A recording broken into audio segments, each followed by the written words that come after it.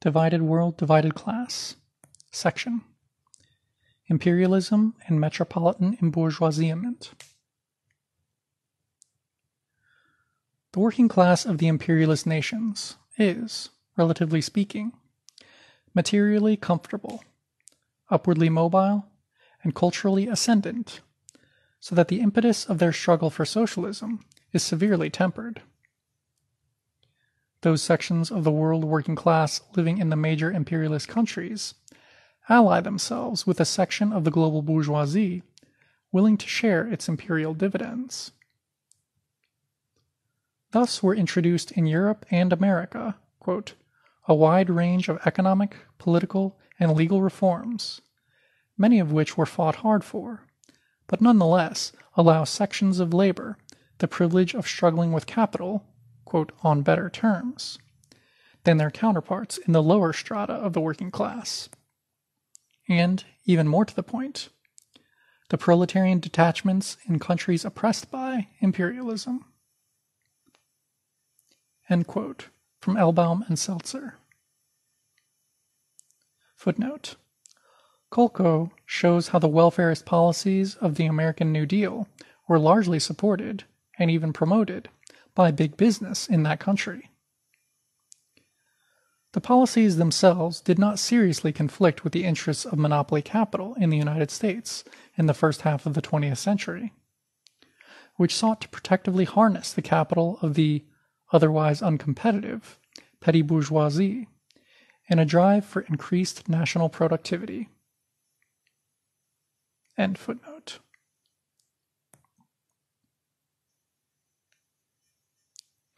At the dawn of the imperialist era, some of the superprofits generated by monopoly capitalism were afforded the workers of metropolitan countries, stimulating new needs for the urban masses there, including, beginning of long quote from Stavrianos, soap, margarine, chocolate, cocoa, and rubber tires for bicycles. All of these commodities required large-scale imports from tropical regions, which in turn necessitated local infrastructures of harbors, railways, steamers, trucks, warehouses, machinery, and telegraph and postal systems. Such infrastructures required order and security to ensure adequate dividends to shareholders. Hence the clamor for annexation if local conflicts disrupted the flow of trade, or if a neighboring colonial power threatened to expand. End quote. Already in the 17th century, slavery had provided British artisans with markets for their goods, just as in the 18th century, colonialism had provided British workers with access to cheap tropical goods. Thus, British East India Company records show that tea produced in colonial India, quote, took off as a major commodity in England during the years 1700 to 1710, whilst by the 1750s, over 37 million pounds of tea came to Britain, equivalent to about 4 pounds for each Briton, making it the drink of the common people. Meanwhile, by 1740, there were over 550 coffee houses in London alone, providing a stimulus to the rise in British sugar consumption and the slavery upon which it depended. Walvin demonstrates that by the 1790s, each Englishman, on average, ingested 20 pounds of sugar or more annually. A century later, the import of foodstuffs extorted from the colonial peasantries supplemented the diet of European and U.S. workers, contributing both to their high rate of exploitation as the cost of labor power diminished, and, as we shall see, their rising real wages.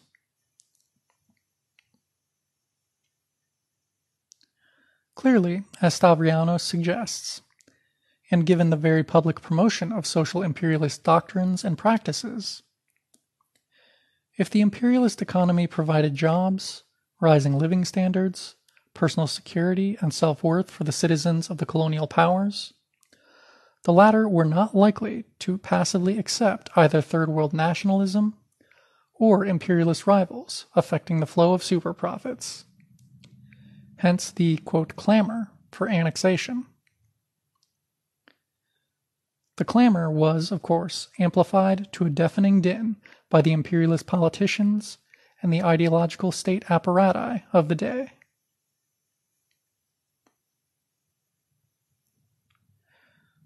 A fall in prices brought middle-class living standards to the working class of the core economies, and along with these came middle-class aspirations.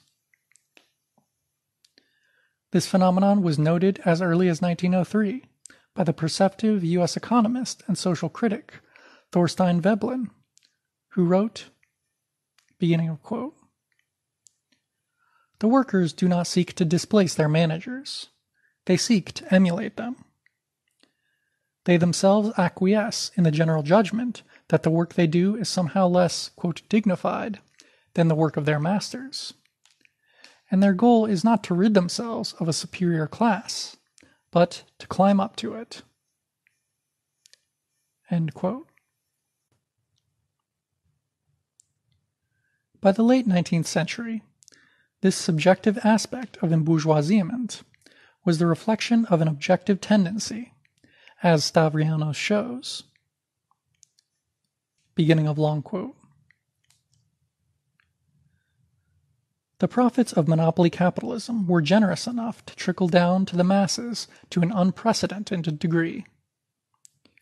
Whether the real wages of the British working class rose or fell during the early years of the Industrial Revolution in the late 18th and early 19th centuries remains a disputed issue.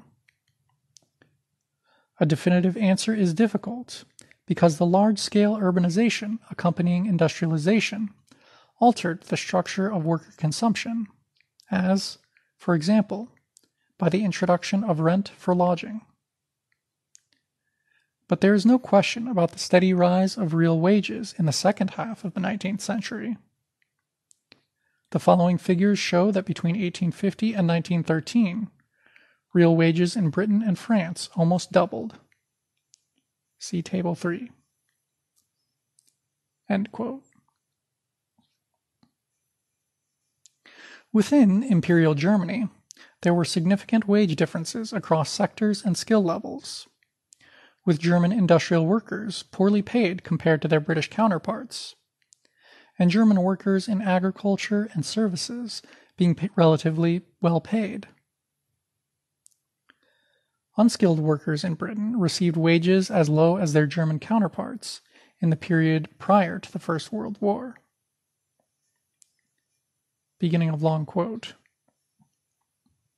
German real wages were slightly less than 3/4 of the British level in the early 1870s. Between 1871 and 1891, real wages grew at a similar rate in both countries, so that there was no catching up. After 1891, however, real wages grew more rapidly in Germany, with German real wages converging to around 83% of the British level on the eve of World War I. Following the war and post-war hyperinflation, German real wages fell back to about 3/4 of the British level by 1924, and had recovered only to 83% of the British level on the eve of World War II. On average, then, British workers were better off than their German counterparts throughout the period. End quote. According to historians Stephen Broadberry and Karsten Burhop, the real German wage was 78.7% of the British in 1905. In that year, German workers in agriculture, industry, and services earned on average 887 marks per year, or 1,109 francs at the 1913 exchange rate. Following Stavrianos' figures, that implies an average real French wage in 1900 of 1,353 francs. Meanwhile, the exchange rate of the ruble between 1897 and 1922 was 1 ruble to 2.67 francs. In 1900, the average real wage of Russian agricultural day workers, building, factory, and railroad workers, the latter category paid almost twice as much as the previous two, was up 251 rubles, or 49.5% of the average French real wage. Russian wages, moreover, were very constant throughout the period of the country's industrial capitalist boom, 1861 to 1913. And Russian workers, unlike their British, French, and German counterparts, did not receive rising incomes in step with the economic growth of the country. Alongside miserable wages, another factor helping to explain the relatively militant ethos of Russian labor in the pre-war period is its higher socialization. In comparison to German workers, 70% of whom in 1895 were employed in industries employing 50 or less. Nearly 50% of Russian workers worked in industries with over 1,000 employees. Fully 83% of the Russian population was engaged in agriculture, as compared to 23.8% of Germans in the immediate pre-war period. Table 3. Rising real wages in Northwestern Europe, 1850 to 1913. You can view this on the website.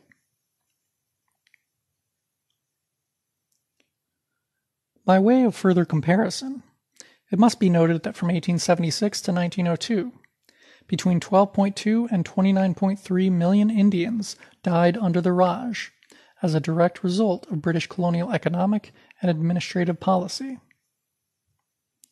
At the same time, 10 million, half the population, were worked to death or died of starvation between 1884 and 1908 in Belgian King Leopold II's Congo Free State.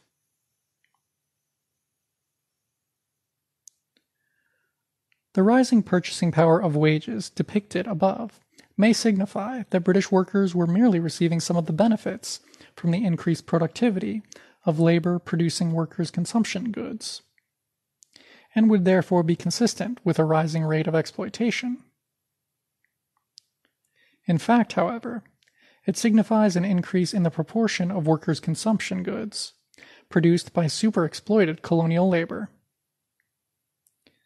Between 1870 and 1913, merchandise imports to Britain increased from £279 million to £719 million, and with it, the country's trade deficit from £33 million to £82 million. As Patnaik notes, rising consumption of sugar, beverages, rice, and cotton by West Europeans at this time depended heavily on these unpaid import surpluses from the colonial countries.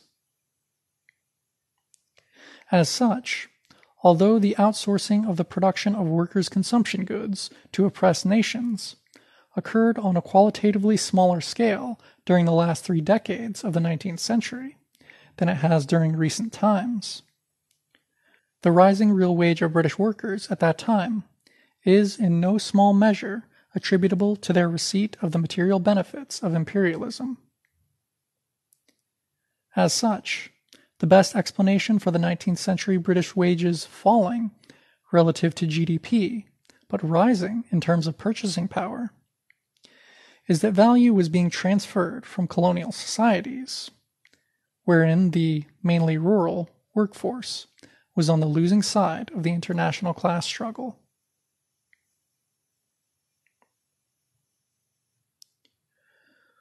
Whereas standard long-run real wage series simply divide the nominal wage by the price of an unchanging consumption basket, Hirsch and Voth show that after Europe's, quote, discovery of America, consumption habits therein were profoundly transformed and dramatically improved.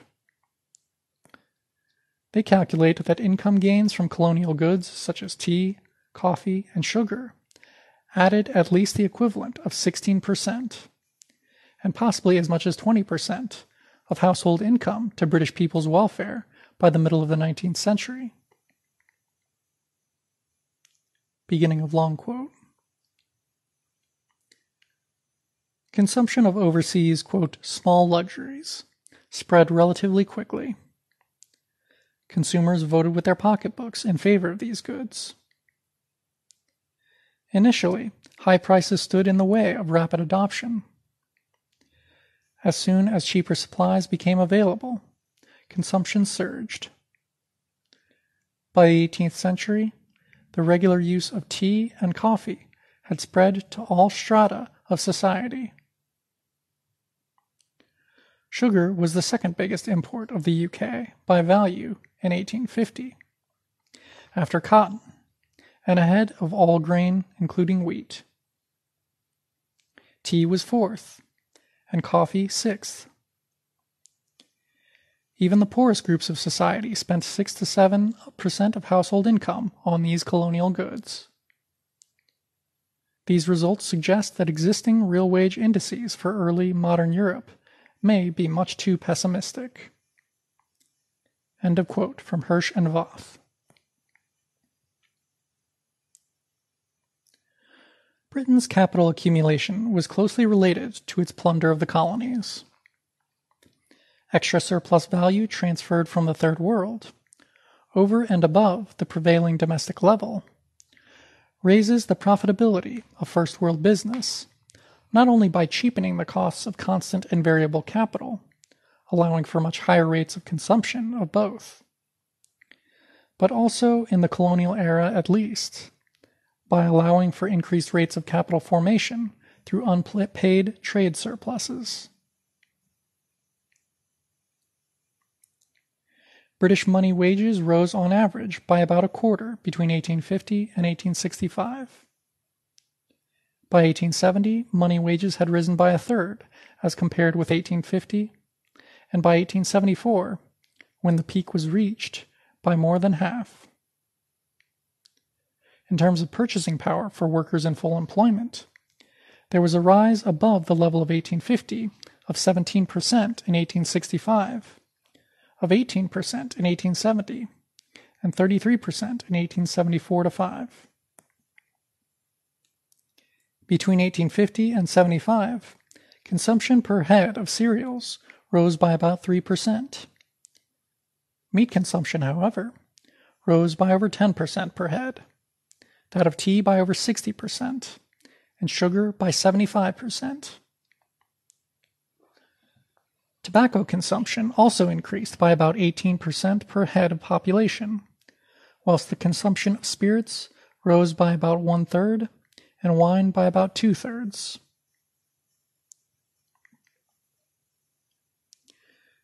Between 1850 and 75, however, skilled workers, aided by the growth of trade union organization, improved their position much more than the less skilled, so that average figures, based chiefly on data for the skilled trades, tend to exaggerate the general improvement. Clearly, as I have previously argued, the benefits of imperialism were unevenly distributed, with the lion's share going to the labor aristocracy. Nonetheless, it is important to note that there was a considerable increase in the relative numbers of skilled craftsmen, and that, therefore, we must also account for a steady movement of workers from worse to better paid trades.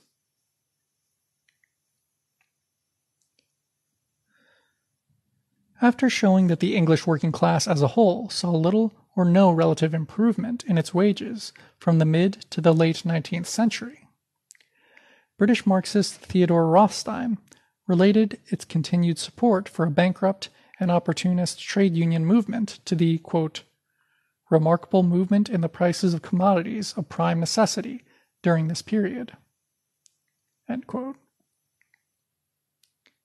Taking their percentage on the basis of the year 1900 as 100, Table 4 shows the movement of such prices.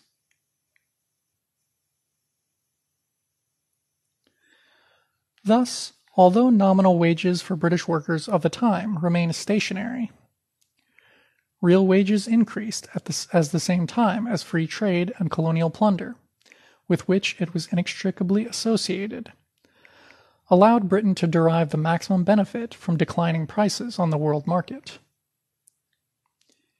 In Table 5, which cites figures from a leading British statistician, the index of nominal wages were taken from the official reports, using those of 1900 as 100.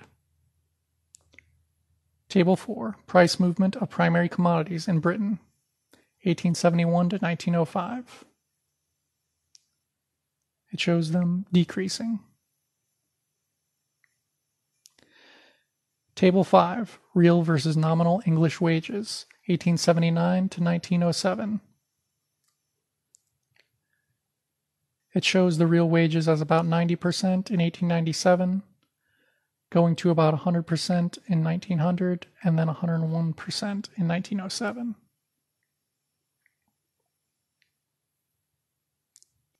In this rise in real English wages, Rothstein finds, quote, the key to the history of the English labor movement during the whole post-Chartist period till 1910, in all its aspects.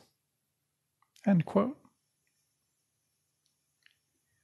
In more recent years, conservative U.S. economists W. Michael Cox and Richard Alm have shown that whilst wages in the United States may have fallen since 1973 as a proportionate share of GDP, in real value terms, the poor in that country were better off in 1999 than they were in 1975. For example, while in 1971, 31.8% of all U.S. households had air conditioners. In 1994, 49.6% of households below the poverty line had air conditioners. The authors of this study also demonstrate that the United States poor in 1999 had more refrigerators, dishwashers, clothes dryers, microwaves, televisions, college educations, and personal computers than they did in 1971. Wages decidedly did not shrink then, relative to the purchasing power necessary to consume these items, nor, indeed, to consume those items necessary to the reproduction of the worker as such, the value of labor power in Marxist terms. Thus, between 1970 and 1997, the real price of a food basket containing 1 pound of ground beef, 1 dozen eggs, 3 pounds of tomatoes, 1 dozen oranges, 1 pound of coffee, 1 pound of beans, half a gallon of milk, 5 pounds of sugar, 1 pound of bacon, 1 pound of lettuce, 1 pound of onions, and 1 pound of bread, fell so that it took 26% less of a worker's time to buy it. According to the International Monetary Fund, although OECD labor's share of GDP decreased, the globalization of labor in the last 3 decades, quote, as manifested in cheaper imports in advanced economies, has increased the, quote, size of the pie to be shared among citizens there, and thus a net gain in total workers' real compensation. English Marxist economist Dr. John Smith notes that, quote, WEO 2007 estimates that between 1980 and 2003, real terms of trade adjusted wages of unskilled workers, defined as those with less than university level education in the U.S., increased by 14%, and that around half of this improvement resulted from falling prices of imported consumer goods. Broda and Romalis calculate that 4/5 of the total inflation-lowering effect of cheap imports is accounted for by cheap Chinese imports, these having risen during the decade, 1994 to 2004, from 6 to 17% of all U.S. imports, and that, quote, the rise of Chinese trade alone can offset around 1/3 of the rise in official inequality we have seen over this period. End quote. In the United Kingdom, declines in the cost of living during the past decade are similarly attributable to trade with China. The important point is that merely noting a fall in wages relative to GDP does not in itself account for the purchasing power of said wage, nor does it necessarily compensate for the enormous level of superprofits inhering in the average imperialist country wage.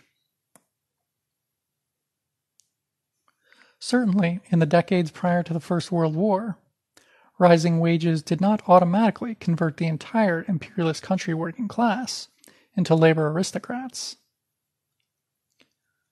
The majority of workers in the imperialist countries remained exploited, producing more surplus value than they received in the form of wages. As such, the greater part of the benefits of imperialism tended to accrue to a small upper stratum of the workforce. It was this relatively affluent and reformist section which first came to be designated a labor aristocracy. In the early imperialist period, the expanded mechanization of capitalist production had displaced the traditional autonomy and organizational hegemony of the craft union-based labor aristocracy of earlier times. However, capitalism has historically allowed for divisions within the working class to be reformed, recreated, and maintained in new ways by those groups within it, with the necessary power to influence its development. Thus, far from simply leading to the, quote, radical decline of the traditional organizations of the labor aristocracy, the, quote, technological transformation of the labor process in the mid to late 19th century created the basis for new forms of skilled labor and narrow craft organizations to reassert themselves. As Gray notes of the British case, beginning of long quote, attempts to rationalize production were limited by the strength of skilled labor, market conditions, and the absence of managerial experience. The prospectuses of investors and entrepreneurs might promise to eliminate independent and willful skilled men. What actually happened, as machinery was introduced, is another matter. To accept areas of craft control over production could also appear a more viable strategy than grandiose schemes of rationalization, especially with the limited character of managerial technique. Although skill is partly a question of bargaining power and cultural attitudes, there were few, if any, groups of skilled workers whose position did not involve control of some specialized technique indispensable to their employers. That control was indeed the basis for their bargaining power. End quote from Gray. Similarly, U.S. Marxist and urban theorist Mike Davis discusses how in the U.S., a corporate assault on the power of skilled labor beginning at the end of the 19th century, quote, broke the power of craftsmen and diluted their skills, but, quote, carefully avoided leveling them into the ranks of the semi-skilled through economic benefits and new social norms. The periodic unemployment and short-range mobility of workers in the late 19th century certainly do not make it impossible to identify a body of relatively privileged workers.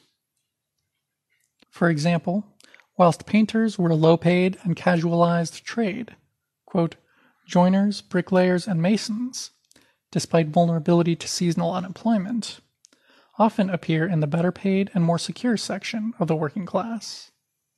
End quote. Marxist historian Robert Clough shows that, on average, unemployment in Britain was 3 times higher for unskilled than for the skilled worker. Gray argues that although there were both continuities and discontinuities within the country's labor aristocracy, geographic, ideological, gender, and ethnic, there is no doubt that British trade and industry in the mid to late 19th century was characterized by different groups of workers having different levels of pay, economic security, and measures of control in the immediate work situation. It was these better-off workers who provided the support base and the leadership of the British trade union movement of the time. In 1885, Engels wrote, beginning of long quote,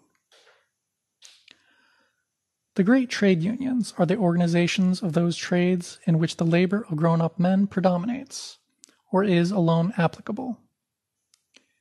Here the competition neither of women, nor children, nor of machinery has so far weakened their organized strength. The engineers, the carpenters, and joiners, the bricklayers, are each of them a power to the extent that, as in the case of bricklayers and bricklayers' laborers, they can even successfully resist the introduction of machinery. They form an aristocracy among the working class. They have succeeded in enforcing for themselves a relatively comfortable position, and they accept it as final. They are the model workingmen of Messrs. Lyon, Levi, and Giffen, and they are very nice people nowadays to deal with, for any sensible capitalist in particular, and for the whole capitalist class in general." End of quote. The economic and political benefits accruing to the skilled working class of Victorian England were directly attributable to their exceptional position in the international division of labor at the time, that is, their relationship to British colonial imperialism. Beginning of long quote from Clough. If we look at the sectors where skilled workers and their organization were strongest, we find them to be closely connected to empire: textiles, iron and steel, engineering, and coal. Textiles because of the cheap cotton from Egypt and a captive market in India. Iron and steel because of shipbuilding and railway exports. Engineering because of the imperialist arms industry. And coal because of the demands of Britain's monopoly of world shipping. In a myriad of different ways, the conditions of the labor aristocracy were bound up with the maintenance of British imperialism, and this fact was bound to be reflected in their political standpoint. End of quote. Thus, it was not simply its skills, its productivity, or the forms of its industrial organizations which afforded the upper stratum of British labor its class privileges, but its centripetal position in the labor markets and political apparatus established via British imperialism. To better compete with its imperialist rivals, Britain escalated its extraction of surplus embodied in colonial foods and raw materials, but, crucially, never paid for in wages. In doing so, it was able to supplement the consumption of its own workforce at the expense of those in the colonized nations. Napier shows Britain increased its level of foreign investment by an average of £660 million every decade between 1870 and the outbreak of the First World War. Its net annual foreign investment between 1870 and 1914 was then an unprecedented one-third of its capital accumulation and 15% of the total wealth of its empire. Colonial investments steadily increased throughout the classical era of capitalism, so that by 1870, 36% of British overseas capital was in the empire, alongside half the annual flow. According to Elsenhans, the percentage of total capital exported to the colonial world up to 1914 was Britain 37.9%, France 34.5%, Germany 31.1%, and the United States 54%. Later, in the highly protectionist interwar period, when nearly half of Britain's trade was with its dominions and colonies, and one-third of France's exports went to its colonies, the imperial powers, not including a Germany stripped of her colonies, could use superprofits to purchase social peace.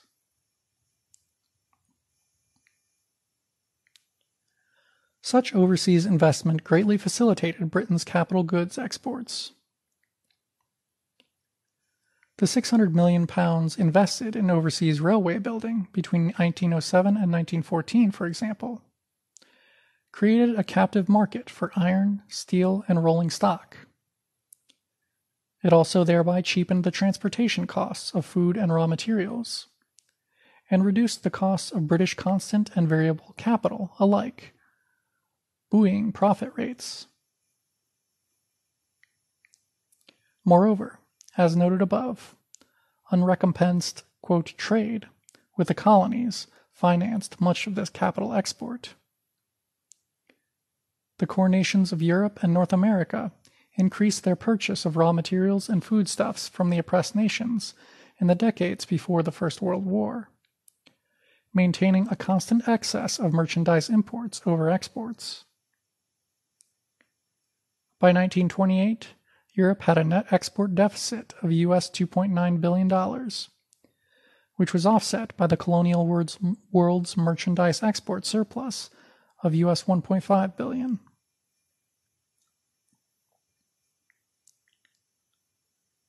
British imperialism's trade deficits with the colonies may be compared with the profit needed to subvent the Victorian labor aristocracy.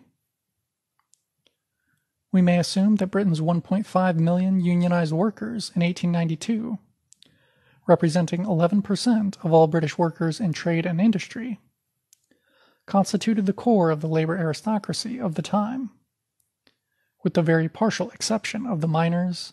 Unskilled unions were then negligible.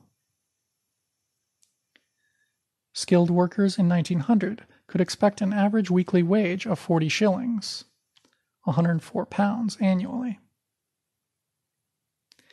Since these workers earned almost double that of unskilled workers, we take the, quote, excess annual wage of the labor aristocracy as amounting to £52 annually, a total wage bill for the group of £78 million per annum. At £59.2 million in 1913, it is likely that at least 3/4 of this total can be accounted for by Britain's trade deficit with India alone. Thus, with its own imperialist bourgeoisie in the ascendant, with its leadership composed of men decidedly gaining from imperialism, and given its own share in the spoils of imperialism, with cheap colonial produce expanding the purchasing power of the average wage, the working class of the core nations was economically debarred from practically envisaging any alternative to capitalism. The overwhelming fact that the working class in the imperialist countries does not unite with the anti-imperialist struggles of the majority of the world's people ensures that they acquiesce to the dominant ideologies and practices of their own ruling class's racial, social management, whether nominally conservative or social democratic. The imperialist ruling class is able to keep the populations of their own nations from struggling against capitalism, alongside the super-exploited nationalities, by virtue of sharing out the enormous profits reaped from imperialism via the provision of high-wage jobs, cheap imported commodities, myriad welfare benefits, and superior working conditions.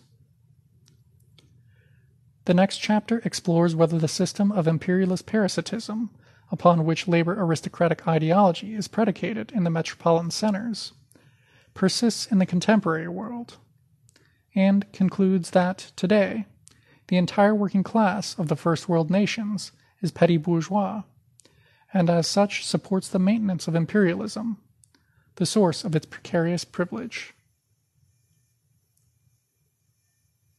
End of section and end of chapter.